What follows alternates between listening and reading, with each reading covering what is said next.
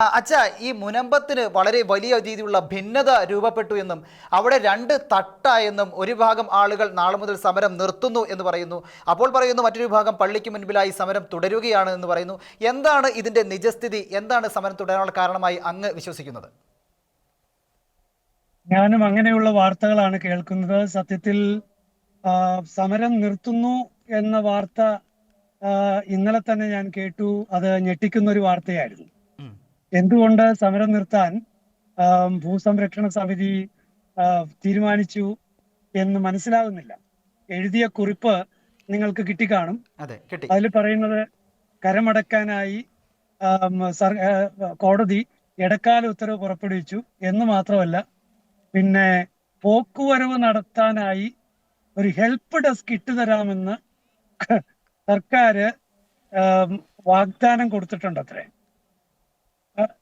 എന്ത് യുക്തിയാണ് ഇത് എന്നെനിക്ക് മനസ്സിലാകുന്നില്ല. കാരണം ഈ ഒരു സമരം തുടങ്ങിയപ്പോൾ മുതൽ കഴിഞ്ഞ ആഴ്ച വരെ ഈ ഭൂസംരക്ഷണ സമിതി പറഞ്ഞിരുന്നത് റവന്യൂ അവകാശങ്ങൾ സമ്പൂർണമായി പുനഃസ്ഥാപിക്കപ്പെടുന്നത് വരെ സമരം നടത്തുമെന്നാണ് പറഞ്ഞിരുന്നത്. സമരം നിർത്താൻ പല കോണുകളിൽ നിന്നും പല സമയങ്ങളിലായി പല സമ്മർദ്ദങ്ങളും ഉണ്ടായിട്ടുണ്ട്. പക്ഷേ ഇപ്പോൾ സമരം നിർത്താനുള്ള ഈ തീരുമാനത്തിന്റെ പിന്നിൽ ഒന്ന്, ഈ പറയുന്ന ഈ കരമടക്കൽ എന്ന് പറയുന്നതാണോ സമ്പൂർണ്ണ റവന്യൂ അവകാശങ്ങൾ? കരമടക്കൽ എന്ന് പറയുന്നത് റവന്യൂ അവകാശമാണോ അതോ റവന്യൂ കടമയാണോ? ഇവര് സമരം നടത്തിക്കൊണ്ടിരുന്നത് റവന്യൂ അവകാശങ്ങൾ പുനഃസ്ഥാപിക്കപ്പെടാൻ വേണ്ടിയല്ലേ. അപ്പൊ കരം അടക്കാൻ അനുവാദം കിട്ടി എന്നുള്ളത് കൊണ്ട് എങ്ങനെയാണ് റവന്യൂ അവകാശങ്ങൾ തിരികെ കിട്ടി എന്ന് വിശ്വസിക്കാൻ ഇവർക്ക് സാധിക്കുന്നത്?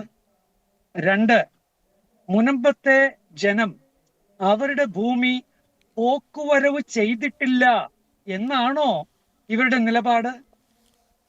മുനമ്പത്തെ 610 കുടുംബങ്ങൾ ആ ഭൂമി 34 വർഷമായിട്ട് അവർ വാങ്ങി അവര് സ്വന്തമായി, ഞാൻ മനസ്സിലാക്കുന്ന അനുസരിച്ച് 99% ആളുകളും പോക്കുവരവ് ചെയ്തു എന്നാണ്. ആർക്കു വേണ്ടിയാണ് ഈ ഹെൽപ്പ് ഡെസ്ക് അവിടെ ഇടുന്നത്? പോക്കുവരവ് നടത്താൻ പറ്റാത്ത വിധത്തിൽ എന്തെങ്കിലും അനീതിപരമായ എന്തെങ്കിലും ആർക്കെങ്കിലും ഒക്കെ അവിടെ ഉണ്ടോ? എന്താ ഉദ്ദേശിക്കുന്നേ? മനസ്സിലാകുന്നില്ല. ഇനി ഈ സർക്കാരിനെ എന്തുകൊണ്ട് ഇതുപോലെ കണ്ണടച്ച് വിശ്വസിക്കാൻ ഭൂസംരക്ഷണ സമിതി തയ്യാറായി? ഇതേ സർക്കാർ തന്നെയല്ലേ? ഓർക്കണം, ഈ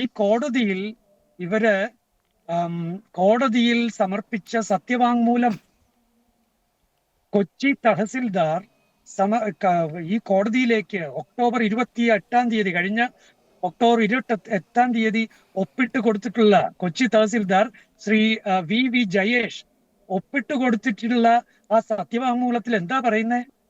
രണ്ടു കാര്യങ്ങളാണ് പറയുന്നത്. ഇവർക്ക് ഒന്ന്, ഇവരിൽ നിന്ന് കടം സ്വീകരിക്കുന്നത് ഒന്ന്. രണ്ട്, അവരുടെ റവന്യൂ സർട്ടിഫിക്കറ്റുകൾ ഇഷ്യൂ ചെയ്യുന്നത്. ഇത് രണ്ടും നീതിയാണ്, അതാണ് നീതി എന്ന് കൃത്യമായി പറഞ്ഞിരിക്കുകയാണ്. അതിൽ നിന്ന് ഈ സർക്കാർ ഒക്ടോബർ 29-ാം തീയതി സബ്മിറ്റ് ചെയ്ത, സർക്കാർ അഭിഭാഷകൻ സബ്മിറ്റ് ചെയ്ത, അല്ലെങ്കിൽ അഡ്വക്കേറ്റ് ജനറൽ സബ്മിറ്റ് ചെയ്ത ആ അപേക്ഷയിൽ പറഞ്ഞിരിക്കുന്നത് കോടതി കരം വാങ്ങാനുള്ള അനുവാദം കോടതി തരണം എന്നാണ്.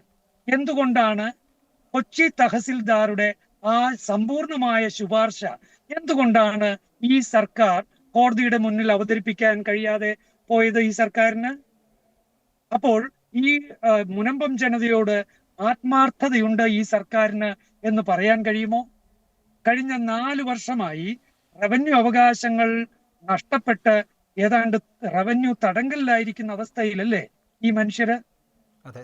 അവര് കടമെടുത്ത് മുടിഞ്ഞ അവസ്ഥയിലാണ്. ബ്ലേഡ് കമ്പനികളിൽ നിന്ന് പണം കടമെടുത്ത് വലിയ ഒരു സാമ്പത്തിക ക്ലേശത്തിലേക്ക് അവർ കൂപ്പുകുത്തുന്ന അവസ്ഥയിലാണ്. എന്നിട്ടും എന്തുകൊണ്ടാണ് സമ്പൂർണ്ണ റവന്യൂ അവകാശങ്ങൾ തിരികെ നൽകാൻ സർക്കാർ സന്നദ്ധരാണ്? കാരണം ഒക്ടോബർ 9-ാം തീയതി ഉണ്ടായ ആ ഡിവിഷൻ ബെഞ്ചിന്റെ ഉത്തരവിൽ, അതിലെ ശക്തമായ നിരീക്ഷണത്തിൽ കൃത്യമായി പറഞ്ഞിട്ടുണ്ട്, വഖഫ് ബോർഡ് യാതൊരു രീതിയിലും പ്രൊസീജിയർ ഒന്നും പാലിക്കാതെയാണ് ഓർഡർ ഇട്ടിട്ടുള്ളത്. അത് പാലിക്കേണ്ട ഒരു ബാധ്യതയും സർക്കാരിനില്ല എന്ന്. അതായത് റവന്യൂ വകുപ്പ് ഈ വഖഫ് ബോർഡിന്റെ ഉത്തരവ് സ്വീകരിച്ച് ഇവരുടെ റവന്യൂ അവകാശങ്ങൾ അത് നിഷേധിച്ചത് അന്യായമായിട്ടാണ് എന്നാണ് ഡിവിഷൻ ബെഞ്ചിന്റെ ആ നിരീക്ഷണത്തിൽ ശക്തമായിട്ടുള്ളത്.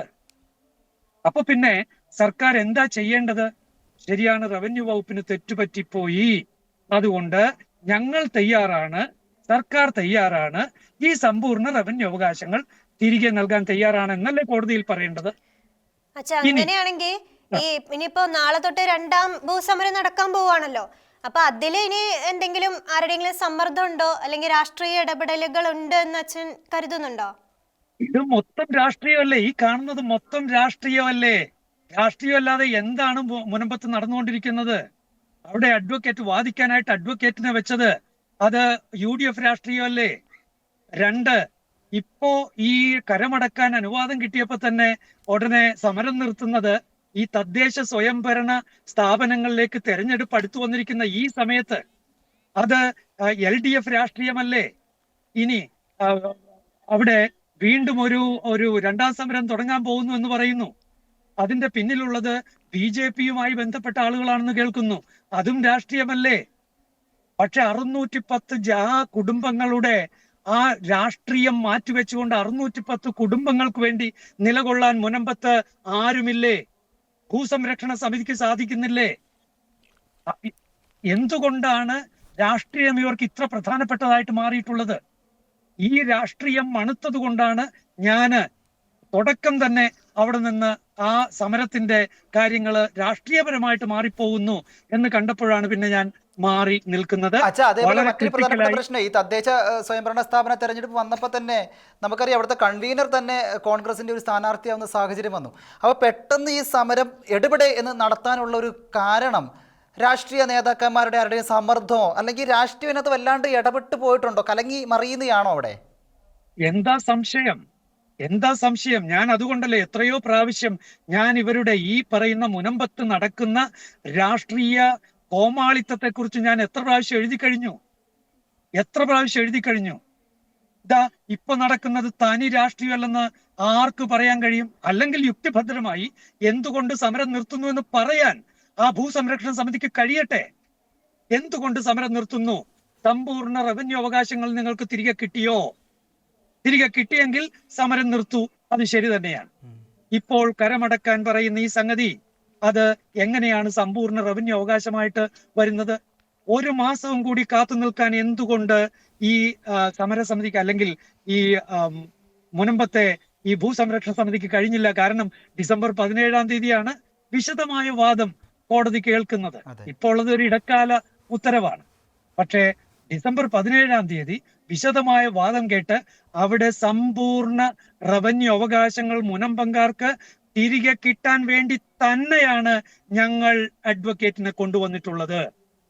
പ്രഗത്ഭനായ അഡ്വക്കേറ്റ് കൃഷ്ണൻ ഉണ്ണി സാറിനെ കൊണ്ടുവന്നിരിക്കുന്നത് ഈ ആർഗ്യുമെന്റ്സിന് വേണ്ടിയാണ്.